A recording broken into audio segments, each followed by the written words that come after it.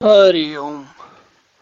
हम लोग श्री रामचरितमानस में लंका कांड देख रहे हैं और हमने देखा कि पिछले सत्र में पुल जो सेतु बनाया गया था रामेश्वरम या भारत से श्रीलंका के बीच में, उस पर सारी सेना चली और सागर में बहुत सारे जंतुओं ने आकर भगवान के दर्शन किए।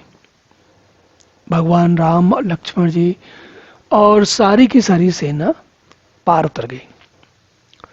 सिंधु पार प्रभु डेरा कीना, सकल कपिन कहीं आयुष दीना। खाऊ जाय फल मूल सुहाए, सुनत भालु कपि जह तह धाये। प्रभु ने समुद्र के पार डेरा डाला और सब वानरों को आज्ञा दी कि तुम जाकर सुंदर फल फूल खाओ। तो जैसे होता है ना कि जब कोई अच्छा काम हो जाता है तो भाई मिठाई बिकती है, वैसे ही जब सारे के सारे लोग पार हो गए तो भगवान ने कहा कि भाई ये लोग इतने कठिन परिश्रम करके आए हैं तो अब इनको कुछ खाने पीने का मिलना चाहिए। तो उन्होंने कहा कि जो जिसको तुम लोग जाकर सुंदर फल मूल इत्यादि खाओ। और ये सुनकर सुनत भालु कपि जहता जाए, सारे भालू और कपि चारों तरफ दौड़ पड़े। सब तरु फरे राम हित लागी, ऋतु अरकृत का लगे त्यागी। खाए मधुर फल बेटा पहलावही, लंका सन्मुख शिखर चलावही।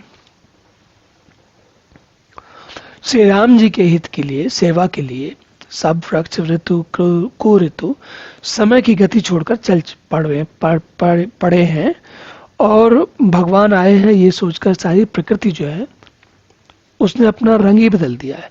तो जिन जिन फलों में फल नहीं होते थे उनमें वहां अभी फल दिखने लग गए। और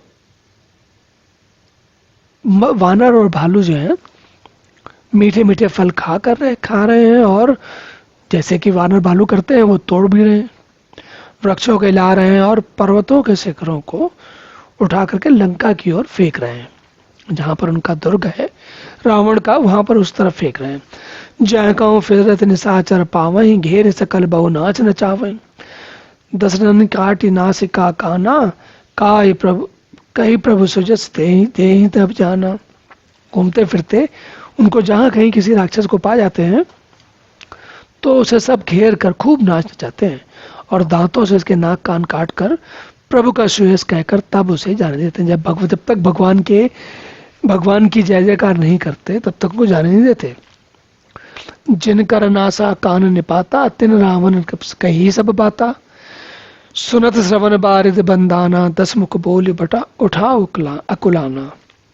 जिन राक्षसों के नाक और कान काटे गए उन्होंने रावण से जाके सारा समाचार कहा और समुद्र पर सेतु बनाकर सेना इस तरफ आ गई है ये सब बताया उन्होंने। जब उन्होंने सुना तो रावण घबरा के अपने 10 मुखों से बोल उठे। क्या बोलते हैं? बांध्यो बन निधि नीर निधि, जलद सिंधु बारिश। सत्य तो निधि कंपति, उदधि पयोधि नदीस।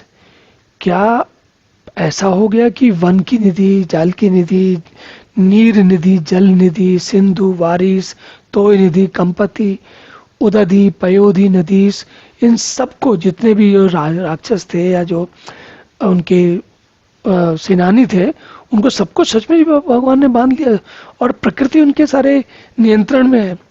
तो इस प्रकार की चिंता करते हुए रावण जो है बहुत रावण का मन अकुला उठा।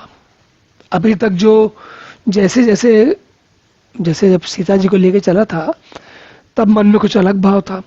फिर सीता जी इतने दिन से हैं, फिर धीरे धीरे विभीषण चले गए, सेना उस तरफ आ गई और सेना उतर के आ गई तो स्वाभाविक है रावण की जो घबराहट है वो अब बढ़ रही है। पहले ऐसी स्थिति नहीं है कि जैसे कहते हैं ना निशंक रहते थे कि जो जहां वन में आए वहां राज करेंगे, जिसको जाएंगे उसको सताएंगे।